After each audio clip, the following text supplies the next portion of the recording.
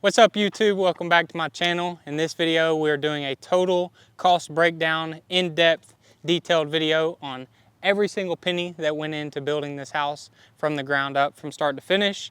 And before we get into the video, I just want to disclaim I'm located in South Texas, Houston, Texas area specifically, and the prices to build vary greatly from place to place, location to location. So I'm down in Houston, which is one of the most cheapest markets to build a house in. And if you're building a house in Los Angeles or New York City or Washington or maybe even the Rocky Mountains, your prices are going to be extremely different from mine. And you could even just be a couple hours away, still going to be different. So keep that in mind when you're watching the videos.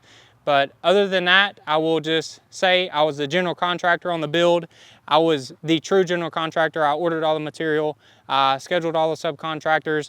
I did not hire anyone to build this house, or I didn't hire a company to build this house. I was the builder and the general contractor. And with that said, let's get into the video. Okay, so here's the Excel sheet that I put together prior to starting the build. That way I could log the cost of every single item that went into building this house. I have it named the cost tracker. Pretty simple layout, but basically I have every single line item organized in chronological order with the items over here, and then of course the cost corresponded on the right, the foundation, the framing, the plumbing, all the way down to the total cost, which is here at the bottom.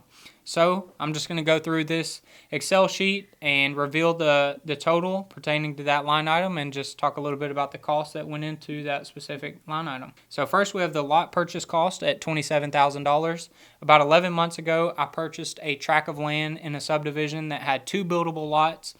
Purchased that tract of land for $54,000. Since it had 2 buildable lots, that means I got each buildable lot for $27,000. And if you're new here, then you should most definitely go check out my first build series where I recorded a video on every stage of my very first home build. And I've already completed that first home build, of course, on that first lot. Of course, this video is pertaining to my second home build, the home I built in 60 days. And if you haven't seen the series on the actual home build itself, then I highly recommend you doing so. The lot cost for this specific build was $27,000. And I feel like I got a pretty good deal on the lot purchase because most lots are in this subdivision are going for in between $80,000 and $90,000, and I got each buildable lot for $27,000, so I got a good discount there. The only 2 bad things about these lots are, one, the size. Most buildable lots in this neighborhood are 8,000 to 10,000 square feet, and my buildable lots were 4,000 and 4,000. Definitely smaller on the size there, but this allowed me to kind of take on investing and building this house because I wouldn't have been able to afford to do the project if it was a $90,000 lot anyway. So I was happy to take that downside, as well as the lots are located in a floodplain. Depending on where you're at, you may not be too familiar with floodplains, but essentially a piece of land located in the floodplain means that it is more likely to flood. If it's located in the 500-year floodplain, it will likely flood once every 500 years. If you're located in the 100-year floodplain, it could flood once every 100 years.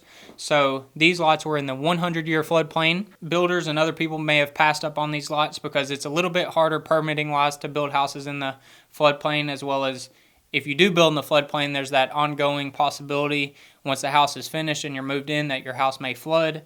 But essentially, all I did was build the house, finished floor, high enough to eliminate the risk of there being flooding there in the future. Now, it was a risk that I took on, but I felt like I got such a good discount, it was a risk I was willing to take on. If I wasn't able to get such a good discount on the lot purchase, probably wouldn't have got the lots. But in the end, I feel like I got a good deal on the lot. So $27,000 was the lot purchase cost for this build. Next is building blueprints, which the cost was $8,100 for the architectural plans and engineering. Originally, I got their proposal for about $5,500 for an architect to do the building plans, and we agreed, started the process about a week or 2 in. He sends me his initial product for a review. I reviewed the plans, and long story short, I requested a revision to cancel a balcony that I wanted on the house. I sent in that revision request saying take out the balcony and a couple other things. He had a mechanical room drawn in on the second floor, like a specific room to house the furnace and the water heater, and I don't want a mechanical room on my second floor. I want it in the attic like other people do here in Texas. Whenever I sent in that initial revision request, he said, oh, I have to redraw your plans because you want the house smaller, you want to take out the balcony, you want to move the mechanical room. He hit me with a $2,500 change order that I kind of couldn't get out of. So the building plans cost me $8,100. And as far as engineering, I only got the foundation plan stamped by an engineer. Next is the rendering. And this is the cost it took for me to hire a service to turn the 2D building plans into a 3D in color photo. And this is what that rendering looks like. And that cost me $500. Next is the surveyor cost. Throughout the build, at different periods of the build, I had to hire a surveyor or a surveying company to come out and do a couple things. It looks like they came out 1, 2, 3 times. So as soon as we cleared off about 8 inches of the topsoil, getting ready to put the foundation, the surveyor come out and put nails exactly where the corners of the foundation need to go. So my foundation contractor would know where to set the forms for the concrete slab. And then also after the foundation contractor set the forms, the surveyor came back out and he shot the corners of the forms to make sure they were indeed in the correct spot, as well as he shot the top of the form boards to make sure we had the correct elevation, to make sure we were above the base flood elevation for the county. And then of course for myself too, we want to make sure we're meeting that requirement. So that is called an elevation certificate, and that costs $1,445. And then after the build was complete, he came back out and did another final elevation certificate where he shot the top of the finished floor and made sure we were still meeting that requirement of 1 foot above the base flood elevation. Then also he provided a final survey to show that the house was built where it was permitted to be built as far as location. So that cost $632.36. Next is the county permit, which was $200. If you're interested in building a house, which you probably are if you're watching this video, permitting varies greatly from city to city, county to county, state to state. Here, I built this house in a county, so I permitted through the county building department. But if I were just to go a couple miles up the road to one of the cities, the permitting with that city for this exact same house could have costed me $10,000, $12,000 and could have been a much more lengthy headache of a process. Whereas this I built in the county, they have a little bit more lenient rules where I paid $200. I walked in with the paperwork I needed. I filled out the deal, signed my name, gave them a $200 check, and walked out. So $200 permitting cost with the county. Next is Municipality Utility District, which is MUD, Municipality Utility District, $8,355. This is a cost that I paid to permit through the Municipality Utility District because this MUD enforces the deeds or building rules in this specific subdivision. They have some rules like you can't build any house 3 stories tall or taller. You have to use either siding or brick on the exterior of your house. You can't use stucco, some things like that. I had to submit an application to them to get it approved through them, as well as the MUD provides the water tap and the sewer tap. And basically what that means is this build was on city water and city sewer. I did not have to get a septic system for the sewer for the house, or I did not have to get a well drilled down to get my own water. Instead, I have city utilities available to me. I just had to have them tapped into. They dug under the street and they drilled a hole into the main sewer line that runs along the street for everybody's sewer to run into, and then ran me a pipe onto my lot and put a cap on it. That way my plumber just has to plumb the house and then run his pipe to that tap, connect it, and then we're good. So they provided the water tap, the sewer tap, and then also there was a permitting fee and some application fees, as well as the MUD did a couple inspections throughout the build. They inspected the underground plumbing, water connection. They inspected the rough plumbing. They inspected the drainage at the end. That $8,355 fee is pertaining to all those costs that I just mentioned. Next is the porta toilet, porta potty, whatever you want to call it. I paid $244 for them to come out and set the unit down, and that was including the original delivery, and then $171 for every month thereafter, and that also included them coming out and maintaining the unit and cleaning it once or twice a week, and that is the porta toilet. Next, we're on to the foundation part of the build. First, we have the culvert, $4,500, and since I have bar ditches in this subdivision, I had to set a culvert. That way we could build the driveway onto the property over the culvert and allow water to flow through that culvert. That was a $4,500 cost there. I'm pretty sure I significantly overpaid there, because essentially that $4,500 cost was just for a contractor to set the pipe at the correct elevation in the ground, and that was pretty much it. I know the material couldn't have been more than $1,000, so if I had to guess, the material was probably only $400 or $500. So I definitely feel like I overpaid there, but that's okay. It was my first time doing a culvert. Next is silt fence. Also got scammed on this by my foundation contractor. I think $1,250 is about the going rate for a silt fence in this area if it's a proper silt fence. The silt fence that this guy installed is like $40 at Home Depot. You can go buy 100 feet of a silt fence and hammer it down, and that's essentially what this guy did. So he charged me $1,250 for a product he should have charged me like $100 for. The silt fence did not do its job whatsoever throughout the build, but now I know for the future I can learn from that mistake, and if I'm going to pay $1,250, I'm going to get a proper silt fence put in for the house, because that most definitely was not the case there. Next, site work. Site work is where they knocked down one tree that was on the property. They also scraped, you're supposed to scrape the top 8 inches of topsoil and grass out of the way. That way it'll expose the dirt and give you a solid surface for you to start putting more dirt onto if you have to build a pad. And also, site work includes them putting all of the dirt. We had to bring in several truckloads of dirt to be able to build up the pad to reach that minimum elevation requirement for the county. And all that dirt work, and of course the labor, which includes driving the dozer to spread out the dirt and compact it down, cost $6,200, as well as there was a $1,300 change order where we ended up needing more dirt than what the contractor calculated, and that cost me an additional $1,300. So I'm pretty sure I overpaid on that change order. I'm going to learn from that. Next, we have concrete slab, $24,650. This was for the foundation contractor to set the forms, dig the beams and footers, put in the vapor barrier, put in all the rebar and tile the rebar, provide the rebar material, and then also to order the concrete material and install the concrete material, spread it out, and then lastly, wreck the concrete forms, which essentially just means take off the concrete forms. $24,650, as well as there was a $1,750 change order there. I'm starting to learn about change orders. You definitely want to avoid them at all costs, but essentially a change order is when a contractor, there's something that comes up that was not included in the original scope of work, so the contractor gets to provide you with an additional bill called a change order, saying, hey, this extra work is going to cost this much, and since that contractor is the one that's already handling that trade, they kind of got you by the you-know-what. So essentially they can charge you whatever they want, because you're not going to be able to fire that guy and get someone else to come in and resume his jobs. People really overcharge on change orders. This change order, $1,750, was for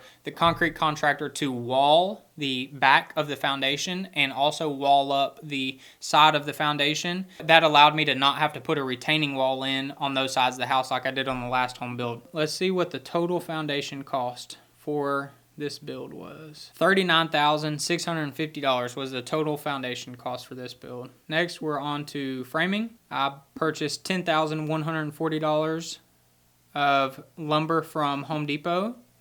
I purchased $10,237 for the engineered wood products, the EWP package from McCoy's Building Supply. And EWP, engineered wood products, this was for the web truss system that goes in between the first floor and the second floor, and that's the truss system that holds up the rest of the house from the first floor. $10,237. And next is McCoy's accessories and lumber, $1,551. I purchased the lumber, all this lumber, from both Home Depot and McCoy's. It's a little bit of a regret, because in the instance there's a problem with the lumber in the future on that house, and I go out there and say, hey, there's a problem with this wall, it caved in, whatever, and I get McCoy's out there to look at it, they're going to be like, oh, but you didn't buy all the material from us, you bought it from Home Depot too, so they're going to try to blame each other on the problems. In the future, I will for sure buy all of my material for the framing from one supplier. That way I can kind of hold them liable if there's a problem in the future. Next is framing labor. $6,195. I paid $2.50 a square foot, and that's for one framer to frame the whole house. It took them 4 to 5 days to frame the house from start to finish. And that included maybe one Sunday, and also included one day where they only sent out 2 guys and they didn't make too much progress. So $6,195 for the framing labor.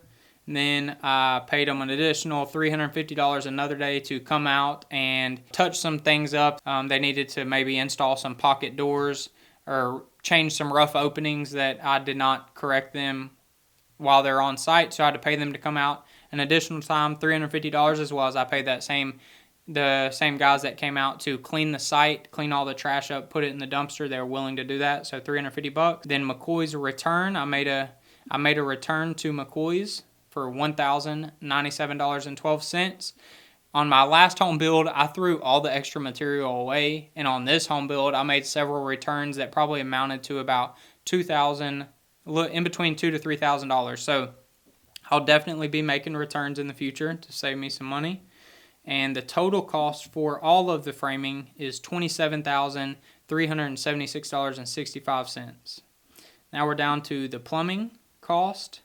Plumbing turnkey, $10,976.80. I hired a company to provide the material and labor for the underground plumbing, the rough-in plumbing, which is the plumbing that goes through all the walls, and then also the finished plumbing. So this contractor provided all of the PVC material, all of the PEX pipe, as well as they provided 2 bathtubs and a garbage disposal and 2 overflows for the bathtub. So $10,976.80.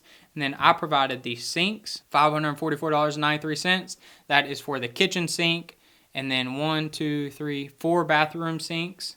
Toilets, I provided 3 toilets, $630.93. I purchased the sinks off of Amazon. You can find the link to those products if you like the way those look and want to purchase some for yourself. You can find the links to that in my link tree on my Amazon storefront. The toilets I purchased from Home Depot. Next, we have the faucets and shower trim for $764. I also purchased all of those from Amazon, and I went with Delta, pretty reputable manufacturer there. So the total for the plumbing trade, $12,917.03. Now moving on to the electrical, $10,500. This is for my electrician to provide all the material, all the labor. I didn't do anything on the electrical just besides pick up the phone and say, hey, go do it. And also this included for them to put the main power line underground instead of overhead, which was about a $600 upgrade.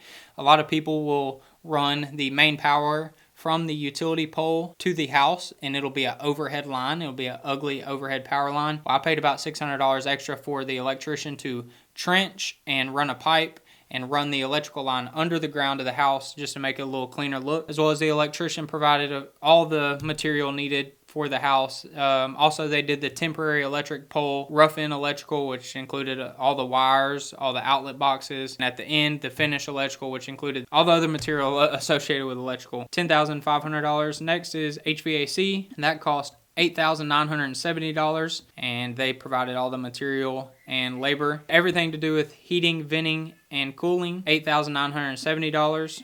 Next, window material, $5,867. This was for 10 to 12 windows. I paid about a $600 cost to upgrade from vinyl windows to black aluminum windows. On my last home build, I did vinyl. This home build, I did aluminum. I paid that upgraded cost to experiment with the different material, and also I'll be able to see in the future, hey, did the vinyl windows perform better or the aluminum? I'm not too sure of the benefits of aluminum, but they look good. So $5,867 for windows. Back door, $505. I purchased from McCoy's. It is a regular fiberglass, 6 foot, 8 inch tall fiberglass door with a glass pane in the middle. And then the front door I purchased from a supplier here in Houston. It is a steel and glass, very nice high quality front door, $2,863. On my first home build, I went with another $500 cheap McCoy's door, fiberglass door. It doesn't look the best, and I feel like this upgraded front door really gives the house a good upgrade. It's something I'm happy I did.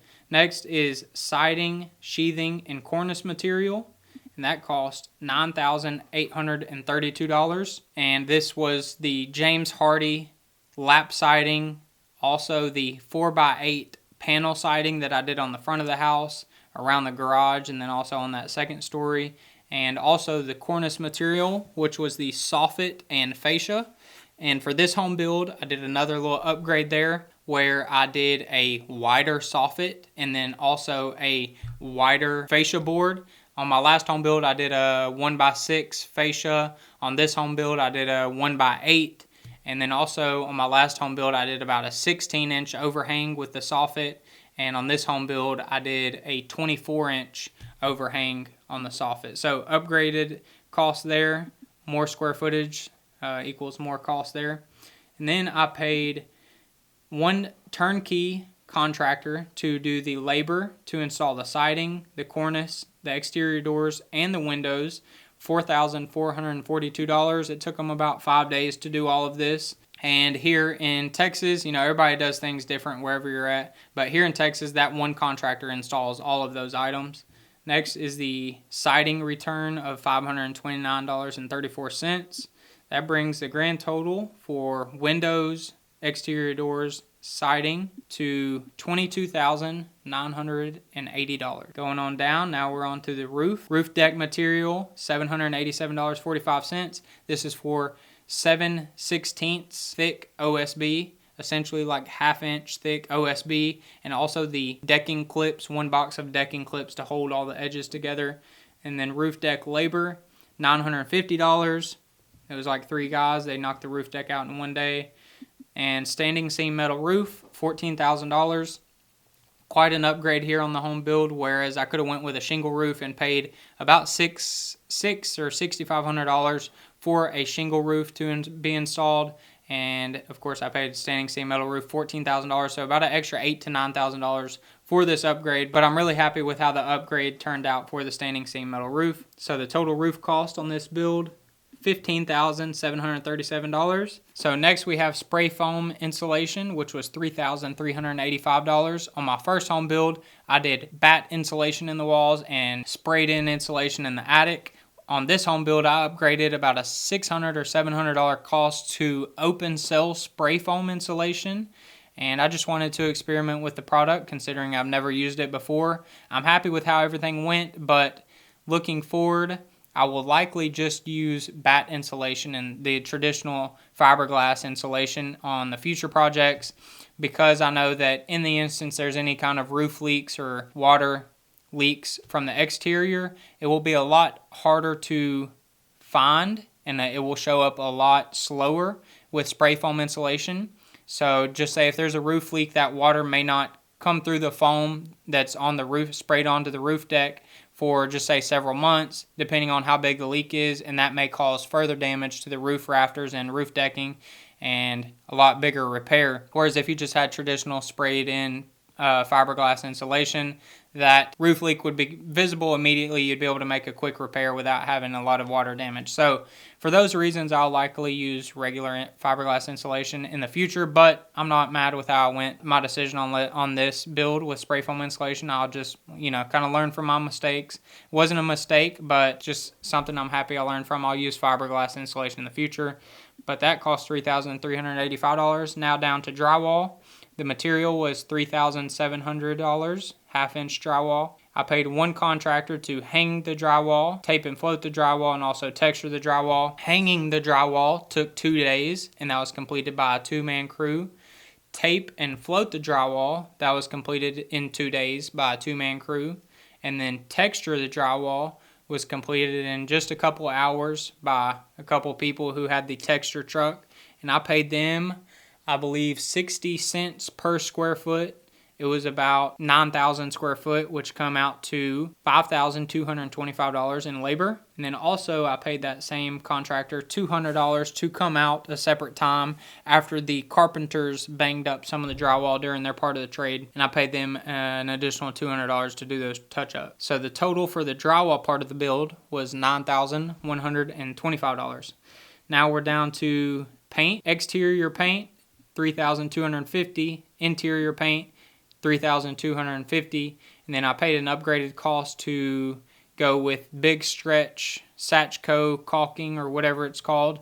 Essentially, it was like $10 a tube for caulk instead of $2 a tube, which you can get the cheaper one at Sherwin-Williams. This is like a more upgraded caulking that I went with, as well as I got a matte finish paint for the exterior, and that came with an additional cost. I paid him $2.75 per square foot on the house, since the house was something like 2,200 square foot, including the garage. 2,200 times $2.75 gives us that total that I paid him of $6,899 for all the paint work. He supplied the material and labor. Now we're down to the carpentry. Door handles for the house, $620. Next we have cabinets, $7,813 for the cabinets. I ordered them, got them assembled, and got them delivered. These are European style frameless cabinets, $7,813. Next we have interior doors. There was about 12 interior doors. These are a smooth panel, hollow core door that I purchased from McCoy's Building Supply, $2,975. Next is baseboards and shelves. I did a 1x6 baseboard, and then also for shelving, I did shelving in all of the closets for the bedrooms. Also did shelving in a linen closet, and then shelving in the utility room, and then also shelving in the pantry. And that material costed $1,870. I had to end up purchasing 4 extra doors because since I was building this house, trying to build it in 60 days, there was a couple problems that happened, and one problem was the architect did not list the door sizes on the plans, and then the framer framed the house without asking me what sizes the doors needed to be that weren't listed on the plans, and then the supplier ordered all the doors. Long story short, whenever the doors came in, there was a couple doors that did not fit, so I had to order 4 extra doors that cost me $899.12. And then I paid one carpenter to install the door handles, cabinets, the interior doors, the baseboards, and the shelves, $2,350. They had everything completed in one day except those 4 doors that I was waiting on to come in. The total for the carpentry part of the build, $16,528.85. Now we're down to the countertop. I paid one contractor to provide the material and labor. He has a little shop over here, local contractor, where he has material himself, where he provides the material, he does the fabrication, he does the installation. I did the thicker quartz material in the kitchen, and then I did the thinner quartz material, white quartz, on the bathrooms and on the vanities. And I paid $6,100 for the countertop. Paid about a $700 upgraded cost for the waterfall island to have waterfall edges on both sides. So $6,100 in countertops. Next is mirrors, $443 for mirrors to go in all the bathrooms. And unfortunately, I had to hang the mirrors myself, but I guess that saved me a little bit of money. Next is a garage door and garage door opener. This is a non-insulated 17-foot wide, I think 7-foot tall garage door. It's a smooth panel, or smooth garage door. $2,516. Came with a garage opener and 2 garage remotes. Next is driveway and flat work. This was the driveway, the little walkway to the front of the house, the steps, the pad for the AC, and then also the steps for the back of the house. This contractor provided all the material and labor associated with this trade, $6,910. On that trade, I actually hired a new contractor I've never worked with before, and he did a good job, and he was actually pretty affordable in comparison to my original concrete contractor who I got a bid on to do this concrete flat work, and his bid was $11,000. So saved me about $4,000 by finding this guy. I plan to continue to use him in the future. Next is tile material, $8,485.55, and the tile labor was $7,230. I purchased the tile material from Floor & Decor because I don't know too many other tile suppliers here in the area, but I will do a better job on researching and shopping around for tile material in the future because I very well could have overpaid there. But $8,485 covered the cost for the tile itself, the thin set, the grout and also the hardy board that we installed upstairs on the subfloor and also on the walls, and also covered the cost for the black Schluter trim that it provides a finished edge on the edge of the tile. And then tile labor, $7,230 is what I paid one contractor to install all the material. He also provided the spacers and the clips to make sure everything is flush and level. I know that I guarantee I overpaid $2,000 to $2,500 for this tile labor. I say that because I know the going rate for every person on the job, because I own a roofing company here in Houston, and I know that the going rate for labor for like one person is about $250 to $300 per person. So after I did the math, including an additional 20 to 25% to the head, boss for the crew, it should have been more around $5,000. So going forward, I will learn from that mistake. I won't overpay for tile again. The total for the tile, $15,715. Moving down, LVP, luxury vinyl plank material, $2,195. We installed this material on the stairs, and then in the upstairs 3-bedroom, the luxury vinyl plank labor installation was $1,560. Paid him, I believe, $1.50 a square foot, around there. Floor and decor return, $466. And then the total for the LVP part of the build, $3,755. Just need to take out this return. In this return, though, some tile, some LVP. So that's the total cost for the tile and LVP. Down to the railing. The railing cost was $3,086. This is for a contractor, a metal contractor. He came out to the house, took his measurements, and custom built all of the hand railing for the stairs, and then also for the back set of the stairs, and also had it painted matte black. $3,086. Landscape, $4,465.55. This included a little bit of final grading, as well as installing about an inch of topsoil on all of the dirt, and then installing St. Augustine sod for the yard.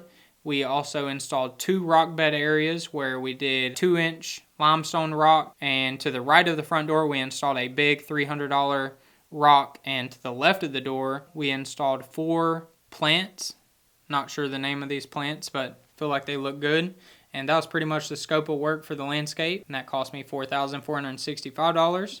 Going down to the dumpster, $1,525 for the dumpster to be on site. Here in Texas, there are some services that do like clean up throughout the new construction, where they will come to your job site and clean up after the foundation. They will come and clean up after you do the framing. They will come again and clean up after you do the siding, roof, whatever, exterior doors, and then they will come and clean up again once you do all the interior finishes. And they do like 5 trips, and they charge relatively about the same amount of this, probably about $2,000. Here in this subdivision, they require that you have a dumpster on site with all the trash placed in that dumpster at all times. So I had to get a dumpster ordered. This actually includes 2 dumpsters. I first ordered a 40-yard dumpster, a big one, and they came, set that one down. When we loaded all that one up, and about halfway through the build, I had them come deliver me a new one. I got a 30-yard dumpster the second time, and those 2 dumpsters cost me $1,525. Next is the appliances that I ordered from Home Depot. This was a range, a microwave, and a dishwasher. $1,959.95. Next, we have the mailbox, $150. I unfortunately had to install that myself. So the only labor I did on this home build was installing a mailbox that took me like 10 minutes, and then also installing the mirrors that took me maybe an hour or so. And hopefully in the future on my next build, I don't do any labor because I don't like doing that stuff. So next is clean. After the home was fully finished, I hired a cleaning service to come out and clean the house. Paid them $500. Made sure the house was fully clean. House plan prints. I paid a local printing company, marketing company, to print out the house plans to be big sets. That way I could hand them off to subcontractors and they could use them whenever they're executing their trade. Next is water and electric. This is a $426 bill, and that's for the contractors to use the water throughout the build to clean off their tools and whatnot, as well as them to plug their tools into the temporary electric pole to use power to power their tools so they can do their job. $426 in power and water throughout the build. Next is silt fence and labor 2. This is where I paid one guy $300 to install a silt fence. So like right before we started the landscaping, about 3 days before the build was complete, we ripped up the silt fence because the silt fence was already trashed. It was in super bad shape and had been getting abused and not taken care of throughout the build. So I ripped it up, and then about 3 days before the build was finished is when I did that. And of course there was rain in the forecast, and someone was patrolling from whoever enforces the rules for the builds. He was patrolling down the street, and of course like an hour after I pull it up, I get a phone call saying, hey, your silt fence isn't there. If you have any washout from this rain that's coming, we are going to charge you to clean the ditches, or you have to get the ditches cleaned. So I just went ahead and bit the bullet, drove to Home Depot and got a $40 thing for silt fence. Actually, I might have paid for 2 of them, so I spent like $100, $90 in material, and then paid one guy $300 to essentially just hammer in that silt fence around the property so I could get them off my butt. So $390 cost there, and that is all of the costs pertaining to the home build. Next, we have a refundable builder's deposit from the municipality utility district. If I pass all their inspections and didn't have any major problems on the build, I get this deposit refunded to me of $2,500. And then I spent $99,000 on a credit card that pays out 1.5% in points. So therefore, I got $1,500 in credit card points just by swiping a credit card and paying all my material on a credit card. And that brings the grand total for the build to $264,415.56 is the grand total. I kind of just inserted some extra cost in here. So if you've been keeping up with the build cost on TikTok and Instagram shorts and everything, Instagram Reels, then you'll see that I've been mentioning the total cost for the video was $262,000, but just put in a couple costs and everything is finalized at $264,000. All right, that's everything for the total cost breakdown. If you made it this far, then I appreciate you watching. If you're interested in building your own house, then you should check out my course that is linked down below, where I have a step-by-step program that teaches you exactly how you can build your own house. Anyways, make sure to hit the subscribe button down below. I have a super big project coming up where I'm going to be building a 3,000 square feet plus custom home build for myself and my family to move into. It's going to be a really big project, so make sure to subscribe so you don't miss out on that. Catch you next time.